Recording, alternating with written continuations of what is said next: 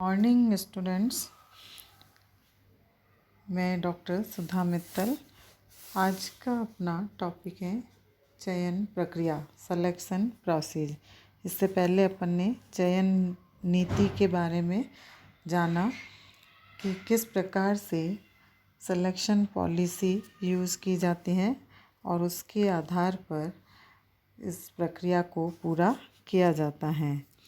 चयन प्रक्रिया के अंतर्गत निम्न चरणों को सम्मिलित किया जाता है। ये जो विभिन्न स्टेप्स हम देख रहे हैं, इन स्टेप्स के अंतर्गत इस प्रोसेस को पूरा किया जाता है।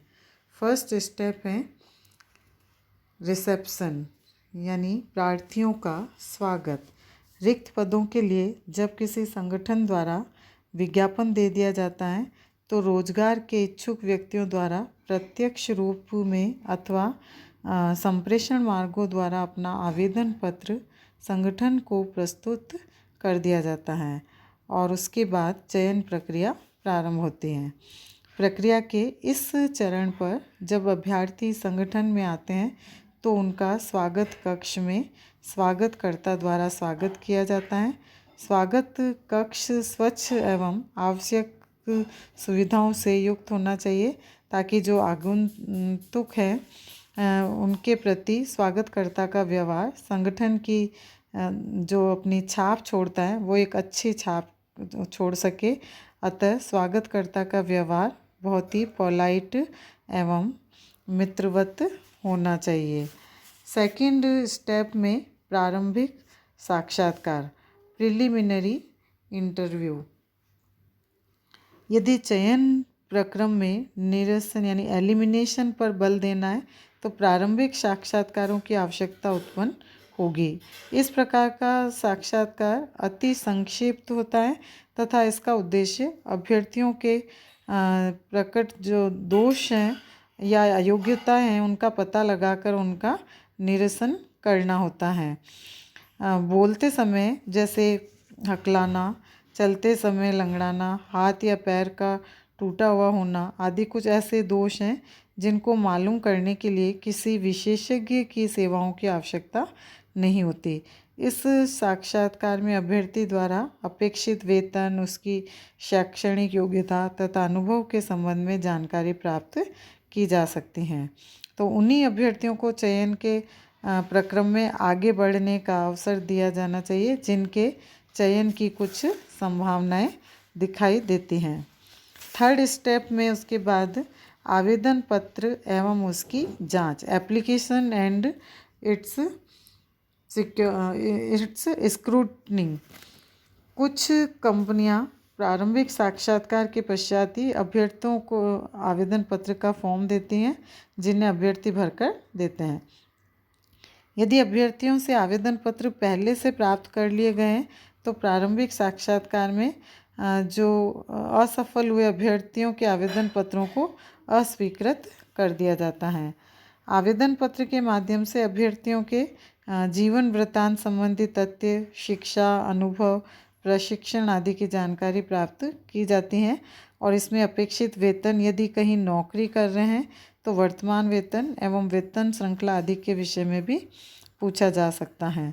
उच्च पदों के लिए विदेशों में जो इस प्रकार के आवेदन पत्रों की जांच होती है उसमें हायर पोस्ट के लिए विदेशों में प्राप्त शिक्षा एवं प्रशिक्षण, टेक्निकल संस्थाओं की सदस्यता तथा उनमें अभ्यर्थी की पद स्थिति जैसी बातों की भी जानकारी प्राप्त की जाती हैं। आवेदन पत्र प्राप्त करने के पश्चात उनकी जांच पूर्ण रूप से जांच की जाती है और जिन अभ्यर्थियों में न्यूनतम अपेक्षित योग्यता से कम योग्यता हो उन्हें अस्वीकार कर दिया जाता है। नेक्स्ट स्टेप है मनोविज्ञान परीक्षण, साइकोलॉजिकल टेस्ट। आवेदन पत्र के ठीक दशा में पाए जाने की स्थिति में अभ्यर्थी को चयन परीक्षण देने होते हैं। सामान्यतः चयन परीक्षण मनोवैज्ञानिक प्रकृति के होते हैं। मनोवैज्ञानिक परीक्षणों के कई प्रकार हो सकते हैं जैसे performance test, intelligence test, aptitude test, interest रुचि परीक्षण, इंटरेस्ट टेस्ट और पर्सनैलिटी टेस्ट, व्यक्तित्व निरीक्षण।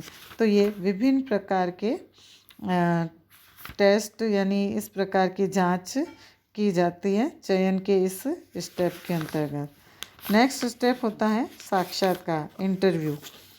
साक्षात्कार को चयन प्रक्रिया का अत्यंत ही महत्वपूर्ण अंग माना जाता है।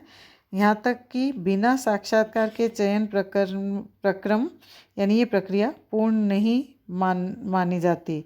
प्रबंध श्रृंखला में पद जितना ऊंचा होगा, चयन प्रक्रिया में साक्षात्कार का महत्व भी पद की गुरूरता के अनुसार बढ़ता जाएगा। तो यह संभव है कि चयन प्रक्रम में वर्णित संदर्भ, पृष्ठाधार अन्वेषण तथा मनोवैज्ञानिक परीक्षणों आदि को किसी विशिष्ट पद के चयन हेतु प्रयोग में न लाया जाए, लेकिन साक्षात्कार के बिना चयन प्रक्रिया पूरा हो जाए ऐसा संभव नहीं है। साक्षात्कार भी भिन्न भिन्न प्रकार के हो सकते हैं, जैसे प्रारंभिक साक्षात्कार, प्रिलिमिनरी इंटरव्यू, मुख्य सेवा नियोजन साक्षात्कार, मेन एम्प्लॉयमेंट इंटरव्यू, निकास साक्षात्कार, एग्जिट इंटरव्यू,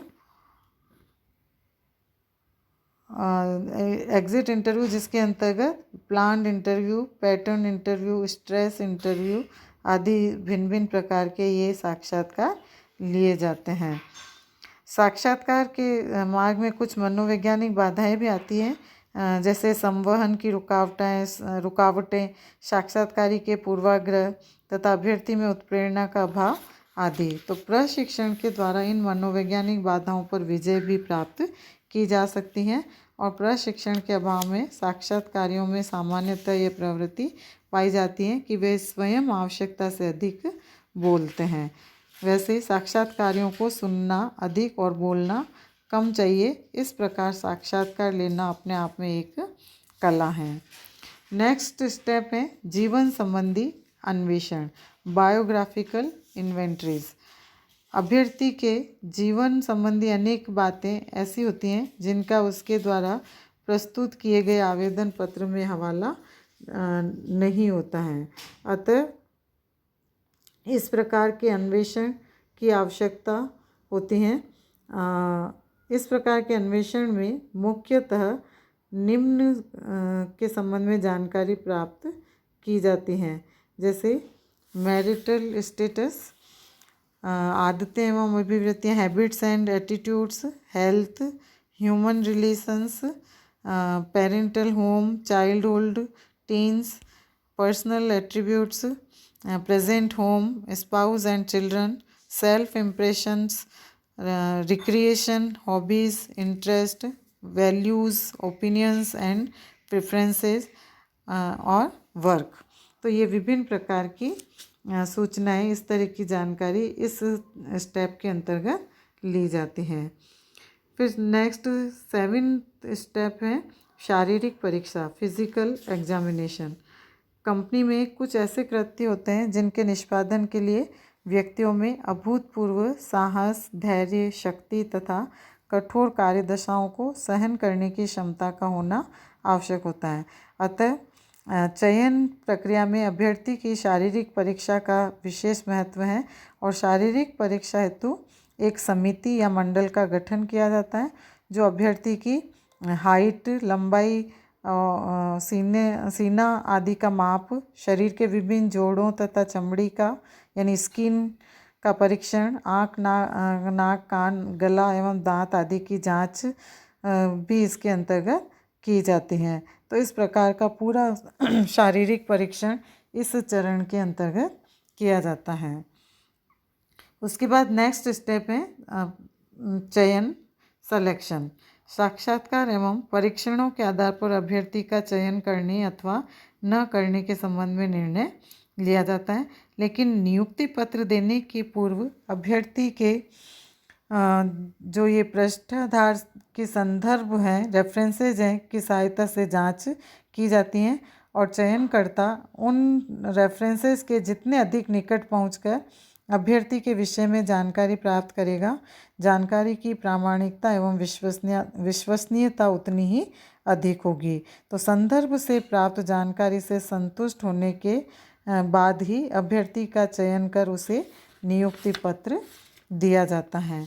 तो इस प्रकार से चयन की जो ये प्रक्रिया है ये 8 चरणों में, इस प्रकार के 8 स्टेप के अंतर्गत पूरी की जाती है और उसके बाद उन कर्मचारियों को संगठन के अंतर्गत नियुक्ति पत्र दे दिया जाता है। धन्यवाद।